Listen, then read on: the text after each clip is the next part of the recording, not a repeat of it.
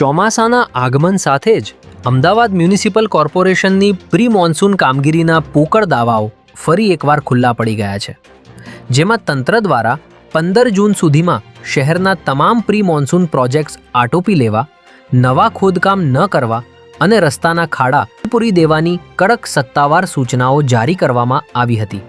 તેમ છતાં શહેરના અનેક વિસ્તારોમાં હાલ રોડની અધૂરી કામગીરી, ખોદેલા ખાડાઓ તેમજ ગંદકી જોવા મળી રહી છે. ત્યારે કોર્પોરેશનનો એક્શન પ્લાન માત્ર કાગળ પર જ સીમિત રહ્યો હોય તેવી સ્પષ્ટ સ્થિતિ શહેરમાં દેખાઈ રહી છે. અમદાવાદ શહેરમાં દારૂના ગેરકાયદે વેપાર સામે પીસીબીની ટીમે વધુ એક મોટી કાર્યવાહી હાથ ધરી છે, જેમાં શહેરના નારોલ પોલીસ સ્ટેશનની હદમાં પીસીબીની ટીમે દરોડો પાડી ભારતીય બનાવટના વિદેશી દારૂનો મોટો જથ્થો ઝડપી પાડ્યો છે.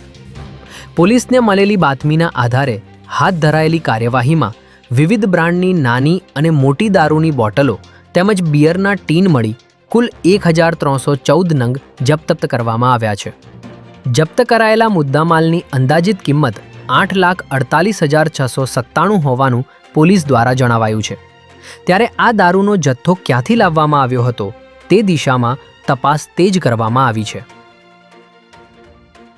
સૌરાષ્ટ્રની સૌથી મોટી ગણાતી રાજકોટની સિવિલ હોસ્પિટલ ફરી એકવાર ગંભીર વિવાદમાં આવી છે, જેમાં તંત્રની ઘોર બેદરકારી અને ભારે સંવેદનહીનતાનો ચોંકાવનારો કિસ્સો પ્રકાશમાં આવ્યો છે. અહીં સારવાર અર્થે દાખલ થયેલા એક અત્યંત અશક્ત અને અર્ધબેભાન દર્દીને માનવતા નેવે મૂકીને હોસ્પિટલના સિક્યુરિટી સ્ટાફે ટીંગાટોળી કરી બહાર રોડ પર ફેંકી દીધો હતો.